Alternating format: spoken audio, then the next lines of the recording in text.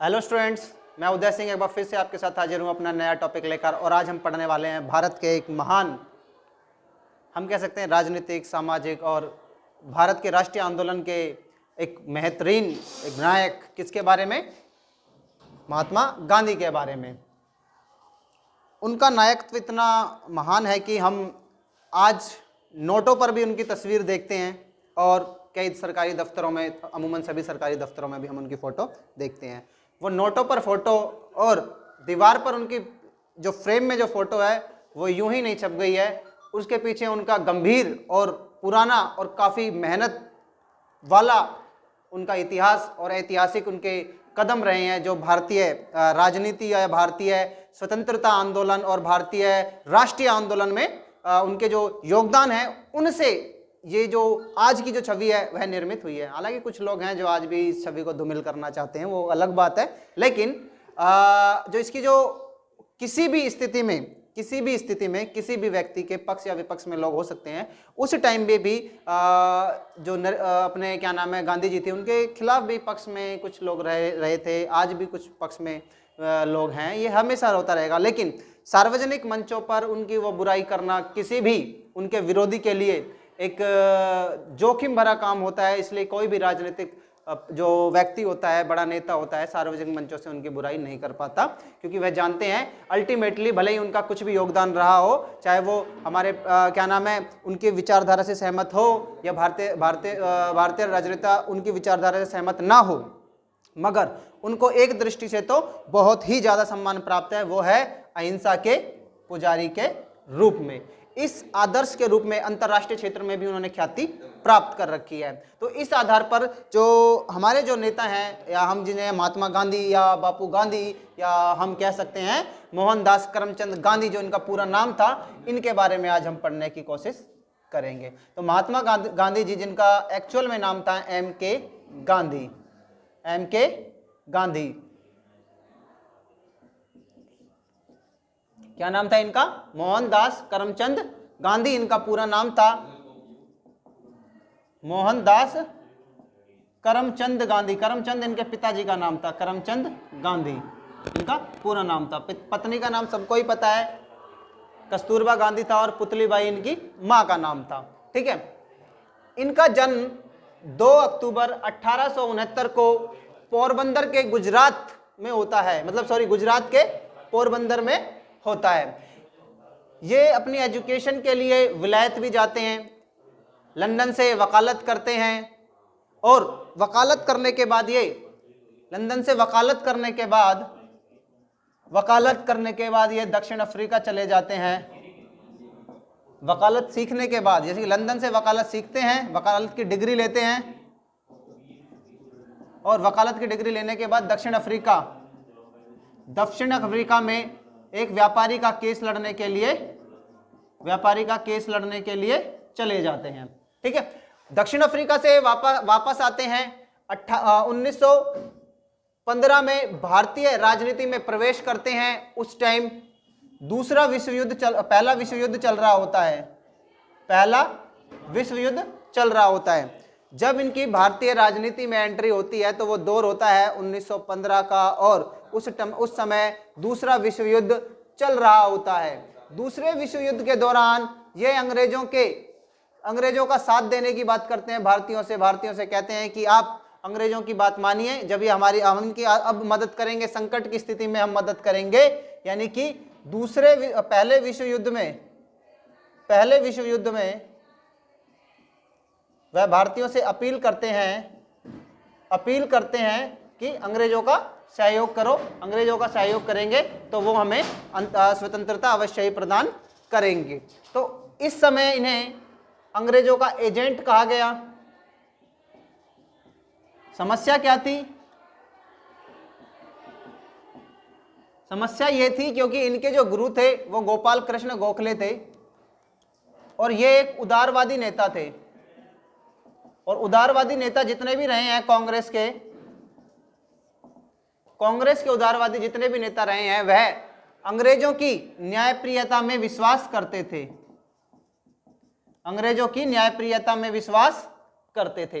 अंग्रेजों की न्यायप्रियता में विश्वास करने के कारण ये भी मानते थे, क्योंकि चूंकि ये गोपाल कृष्ण गोखले के शिष्य थे गांधी जी, तो ये भी मानते थे कि हाँ अंग्रेज अच्छे लोग हैं, कोई दिक्कत नहीं है, अगर हम इनको सपोर्ट करेंगे तो ये भी हमें हमारी स्वराज्य दे देंगे, हमें स्वतंत्रता दे देंगे, ऐसा इनका मानना था। इसलिए 1915 में जब इन्होंने भारतीय राजनीति में प्रवेश किया तो अंग्रेजों को इन्होंने सपोर्ट किया और अंग्रेजों लोगों से अपील की कि पहले प्रथम विश्व युद्ध में अंग्रेजों का सहयोग करें। लेकिन हुआ ये कि विश्व युद्ध के बाद भी उन्होंने भारत को स्वतंत्र नहीं करा और भारतीय भी समझ गए और गांधी जी भी समझ गए कि ये इतने भी अच्छे नहीं हैं।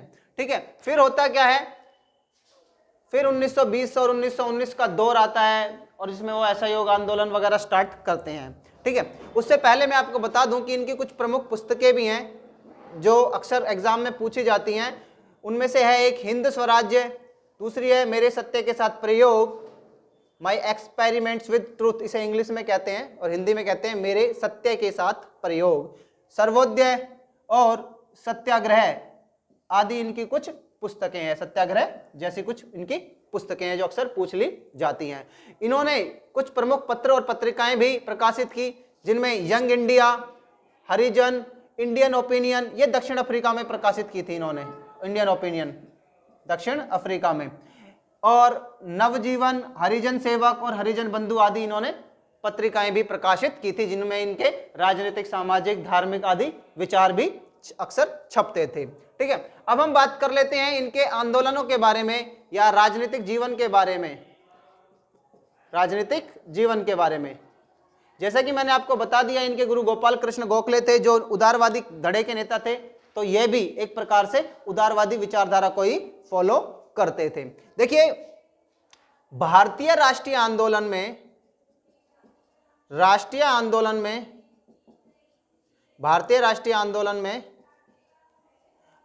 1885 से 1905 तक का काल तिलक का काल था, उदारवादियों का काल था। लेकिन इन उदारवादियों के काल में भी जो एक फेमस नेता हुए वो तिलक हुए, जिनकी मृत्यु 1920 में हो गई थी। इन तिलक के बाद जो नेता भारतीय राष्ट्रीय कांग्रेस भारतीय राष्ट्रीय आंदोलन में उभर कर आए, उनका नाम था गांधी। जैसे ही तिलक नेपथ्य में चले जाते हैं, 1920 में उनकी मृत्यु हो जाती है, तो गांधी जी उभर कर सामने आते हैं और एक प्रकार से हम कह सकते हैं कि ये गांधी युग की शुरुआत होती है भारतीय राजनीति में या भारतीय राष्ट्रीय आंदोलन में। किसकी शुरुआत होती है? गांधी युग की शुरुआत होती है। अब जितनी भी घटनाएं घटती हैं भारत में या कांग्रेस में या राष्ट्रीय आंदोलन में, उन सब के केंद्र बिंदु में आपको गांधी जी मिल जाएंगे।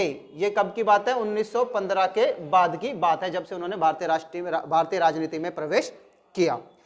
1915 में वो सपोर्ट करते हैं अंग्रेजों का समर्थन करने की। उसके बाद जब उन्हें लगता है कि यह अंग्रेज हमेशा हर जगह सही नहीं है, तो वह आंदोलन का रास्ता अपनाते हैं। जैसे कि उनका जो सबसे पहला आंदोलन जो हुआ था भारत में, चंपारण में हुआ था। चंपारण जो कि बिहार में पड़ता है, 1917 में, वहां पर ये अपना सबसे पहला आंदोलन करते हैं और ये सफल भी होता है। इसके बाद जो उन्होंने जो आंदोलन किया था वो था अहमदाबाद मिल आंदोलन किया था। अहमदाबाद में जो मिल मजदूर थे वो अपनी तनख्वाह के लिए तनख्वाह को बढ़ाने के लिए आंदोलन कर रहे थे। उस आंदोलन को इन्होंने जाके सपोर्ट किया। वो 1918 में गुजरात में हुआ था, जिसमें भी इन्होंने जीत हासिल करी।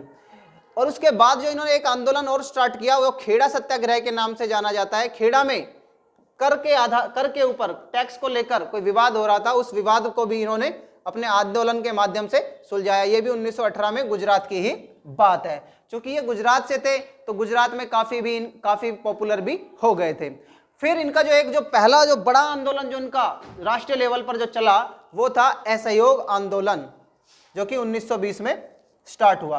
असहयोग आंदोलन की विशेषता यह थी कि इसमें हिंदू और मुसलमान सब लोगों ने एक रूप से भारत की स्वतंत्रता के लिए आंदोलन किया। और इसमें यह तय किया गया, इस आंदोलन में, असहयोग आंदोलन में यह तय किया गया कि अंग्रेजों का सहयोग नहीं करेंगे हम, गांधी जी ने भारतवासियों से अपील की कि कोई भी अंग्रेजों का सहयोग नहीं करेगा, अंग्रेजों का यानी कि सरकार का सहयोग नहीं करेगा, लोग अपनी सरकारी नौकरी छोड़ दें, लोग बच्चे सरकारी स्कूल में जाना छोड़ दें, इस प्रकार की गतिविधियां होंगी और विदेशी माल का बहिष्कार करेंगे और स्वदेशी को अपनाएंगे। इस तरह के विचार असहयोग आंदोलन में दिए और इसी आंदोलन को 1922 में वापस ले लिया गया, क्योंकि बिहार में एक जगह है चोरा चोरी, उस चोरा चोरी नामक जगह पर हिंसक घटनाएं घट गई थी, क्योंकि वहां पर एक पुलिस स्टेशन को आंदोलनकारियों ने जला दिया था, जिसमें 22 पुलिसकर्मियों की मौत हो गई थी, जिस कारण इन्होंने इस असहयोग आंदोलन को वापस ले लिया था। और आंदोलन को वापस लेने के कारण 1922 में वापस आंदोलन ले लिया गया और वापस लेने के कारण कुछ लोग इनसे नाराज भी हो गए थे, जिनमें भगत सिंह भी शामिल थे, क्योंकि भगत सिंह भी असहयोग आंदोलन में शामिल थे, वो नहीं चाहते थे वापस लिया जाए। दूसरा है सविनय अवज्ञा आंदोलन, जो 1930 में इन्होंने चलाया था। इसमें यह कहा गया था कि भारत में सविनय मतलब एकदम विनय के साथ आज्ञा को मानने से मना कर दिया जाएगा। यह क्यों चलाया गया था? यह आंदोलन इसलिए चलाया गया था कि भारत में कुछ ऐसे टैक्स लगा दिए गए थे जिनसे लोग बहुत ही ज्यादा दुखी थे, जैसे कि नमक कर लगा देना, नमक बनाने का निषेध कर देना। भारत में नमक बनाना क्या कर दिया था? बैन कर दिया था। तो गांधी जी ने 1930 में दांडी मार्च यात्रा के दौरान साबरमती से लेकर दांडी तक यात्रा करी और उस यात्रा के बाद उन्होंने 1930 में नमक बनाकर नमक कानून तोड़ा और अपनी गिरफ्तारी दी। 1930 में इन्हें अरेस्ट कर लिया गया था नमक कानून को तोड़ने के आधार पर। तो इसका भी यही था सविनय अवज्ञा का, कि हम अंग्रेजों के साथ कोऑपरेट नहीं करेंगे और उनके जो नियम उन्होंने जो बनाए हैं गलत, उन नियमों को तोड़ेंगे, वो भी सविनय अवज्ञा के आधार पर। हिंसा नहीं करेंगे, अहिंसा, ऐसे चीजों को चुनेंगे जिससे कि हिंसा भी ना हो और उनके कानून भी टूटे। तो नमक बनाकर कोई हिंसा भी नहीं हुई और उनका कानून भी टूट गया, तो इसे था सविनय अवज्ञा आंदोलन। फिर जो उनका जो तीसरा और सबसे बड़ा और आखिरी आंदोलन था वो था भारत छोड़ो आंदोलन 1942। इस आंदोलन में उन्होंने करो या मरो का नारा दिया, करो या मरो। इसका मतलब था कि या तो आर या पार, मतलब या तो हमें स्वतंत्रता मिलेगी या फिर हमें जेल मिलेगी। तो कुल मिलाकर वो भारत के लोगों से बोल रहे थे हमारे पास एक अंतिम मौका और इस मौके को हमें बुनाना है। ये आंदोलन भी निष्फल रहा, एक प्रकार से कुछ खास हुआ नहीं, सबको ये आंदोलन दबा दिया गया अंग्रेजों के द्वारा। मगर इसके परिणाम ये भी हुए कि इसके कुछ ही दिनों बाद भारत को आज़ादी भी मिली 1947 में। ठीक है, तो ये उनका आखिरी आंदोलन था 1942 का आंदोलन, भारत छोड़ो आंदोलन। अब इस दौरान 1931 में जो द्वितीय गोलमेज सम्मेलन हुआ था, सेकंड, उसमें इन्होंने पार्टिसिपेट किया था इंग्लैंड में। इंग्लैंड गए थे और वहां पर गोलमेज सम्मेलन में भाग लिया और गोलमेज सम्मेलन निष्फल रहा और वो निष्फल रहा, तो ये वापस आ गए और वापस आकर इन्होंने अपना दोबारा से सविनय अवज्ञा आंदोलन स्टार्ट कर दिया था। उसे रोककर ये आंदोलन इसमें भाग लेने गए थे। 1932 में इनके साथ एक और घटना, इन्होंने पूना पैक्ट पर हस्ताक्षर किए थे। क्या? पूना पैक्ट। ये पूना पैक्ट क्या था? ये पूना पैक्ट था गांधी और आम्बेडकर के बीच समझौता, जो कि पूना की यरवड़ा जेल में हुआ था। पूना की यरवड़ा जेल में संपन्न हुआ था। इसमें क्या था? 1932 में सांप्रदायिक पंचांग लागू किया गया। सांप्रदायिक पंचाट, कम्युनल अवार्ड कहते हैं इंग्लिश में। 1932 में 1932 में कम्युनल अवार्ड, सांप्रदायिक पंचांग या पंचाट लागू किया। उसका क्या मतलब था? उसका मतलब यह था कि जिस भी वर्ग के लोग होंगे वो राजनीति में हिस्सेदारी अपने वर्ग के आधार पर लेंगे। फॉर एग्जाम्पल, सांप्रदायिक पंचायत से हम मतलब ऐसे निकाल सकते हैं जैसे कि धार्मिक या सामुदायिक आधार पर प्रतिनिधित्व, यानी कि अगर जो हिंदू समाज है उनका प्रतिनिधि कोई हिंदू ही करेगा, या दलित समाज है तो दलित समाज का प्रतिनिधित्व कोई दलित व्यक्ति ही करेगा। इस प्रकार की निर्वाचन व्यवस्था होनी चाहिए। इस प्रकार की निर्वाचन व्यवस्था को किसमें शामिल किया गया? सांप्रदायिक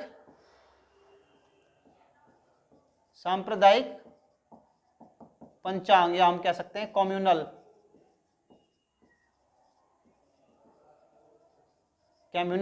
अवार्ड, इसमें लागू किया गया। इसके विरोध में गांधी जी ने, सांप्रदायिक पंचाट के विरोध में गांधी जी ने पूना की जरवड़ा जेल में आंदोलन स्टार्ट कर दिया, भूख हड़ताल स्टार्ट कर दी। तब अंबेडकर वहां गए और उन्होंने उनसे बातचीत करी, और उन्होंने उनके और अंबेडकर के बीच में एक समझौता हुआ कि ठीक है, सांप्रदायिक पंचाट को वापस ले लिया जाएगा, लेकिन भारतीयों को, भारत के जो दलित हैं उनको कुछ सीटें रिजर्व उनके लिए कर दी जाएंगी विधानसभा में। उसमें मामला तय हो गया। ठीक है, ये था पूना पैक्ट, जो कि गांधी जी और अंबेडकर के बीच में हुआ था। अब बात कर लेते हैं हम इनके ट्रस्टीशिप के सिद्धांत की। देखिए, इनका एक सिद्धांत है आर्थिक क्षेत्र का ट्रस्टीशिप का सिद्धांत है। ये पहली बात तो ये अपरिहार्य है, मतलब पहली बात तो ये कि ये धन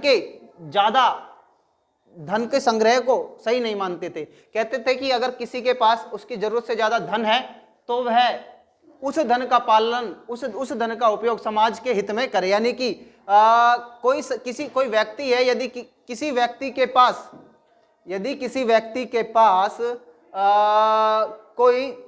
यदि ज्यादा धन है, अगर किसी व्यक्ति के पास धन है, अधिक धन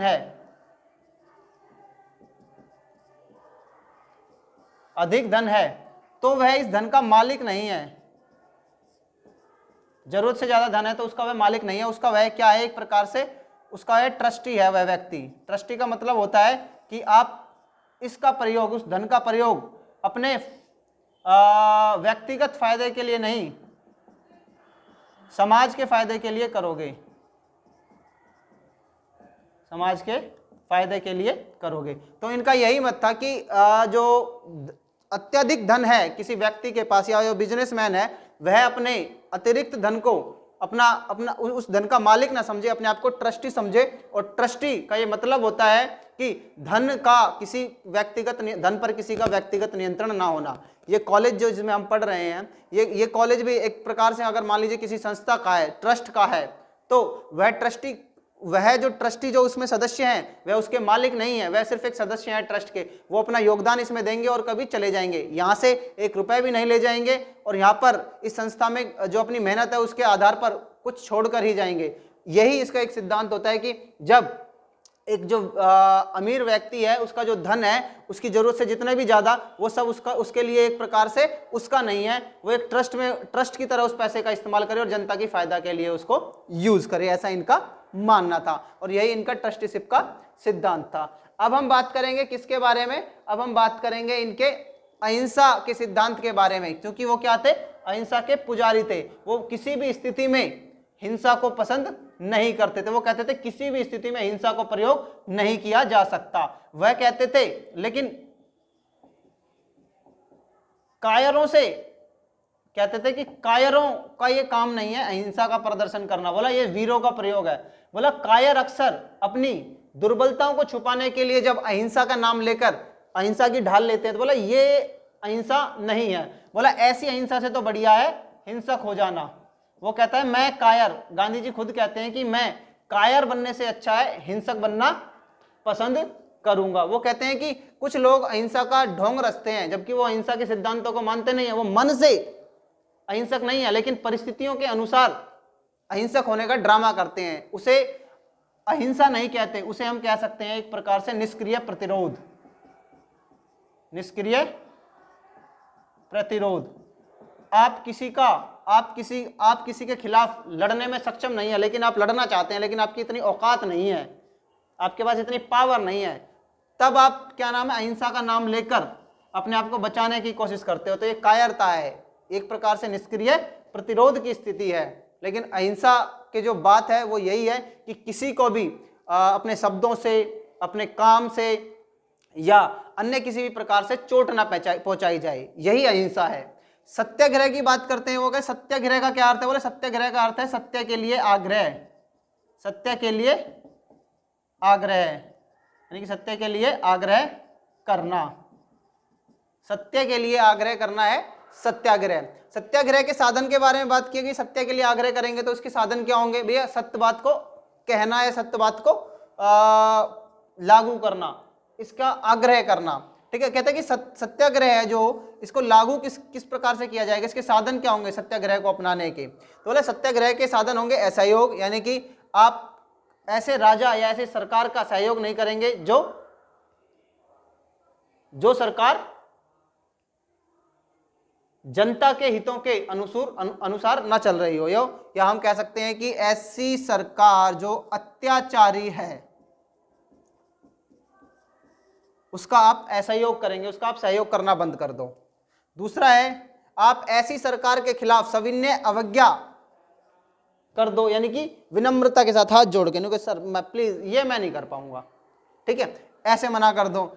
नेक्स्ट, आप ऐसे सरकार के खिलाफ हड़ताल का इस्तेमाल कर सकते हैं, हड़ताल के जरिए भी आप सरकार के कार्य विधान में रुकावट डाल सकते हैं। आप बहिष्कार कर सकते हो उनकी सभाओं का, उनके प्रोडक्ट का, उनके उत्पाद का, जैसे अंग्रेजों के सामान का बहिष्कार भारतीयों ने किया था। आप धरना दे सकते हो, जैसे कि शराब की दुकानें हैं, इनको आप बंद करवाना चाहते हो तो इनके सामने धरने दिए जा सकते हैं, क्योंकि ऐसा ही किया था गांधी जी के ज़माने में, उनके आंदोलनों के दौरान स्त्रियों ने शराब की दुकानों के सामने धरना प्रदर्शन किया था। हिजरत कर सकते हो, हिजरत का मतलब होता है कि जब एक अत्याचारी राजा से आप छुटकारा पाना चाहते हैं, लेकिन अत्याचारी राजा आपकी बात को नहीं समझ रहा है, वो आपकी बात को नहीं मान रहा है, फिर भी अत्याचारी हुआ ही जा रहा है, तब आप उसके राज्य को छोड़कर जा सकते हो, किसी दूसरे जगह पे जा सकते हो, इसको कहते हैं हिजरत करना।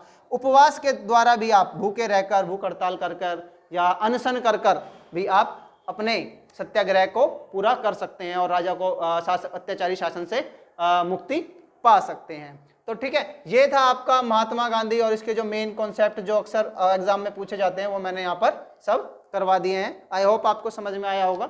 आज के लिए बस इतना ही काफ़ी है। Thank you. हाँ, एक और बात, उनकी मृत्यु 1948 में 31 जनवरी को हुई थी और नाथूराम गोडसे ने उनको गोली मार दी थी। नाथूराम गोडसे ने उनको गोली मार दी थी, ठीक है, शाम को बिड़ला हाउस में।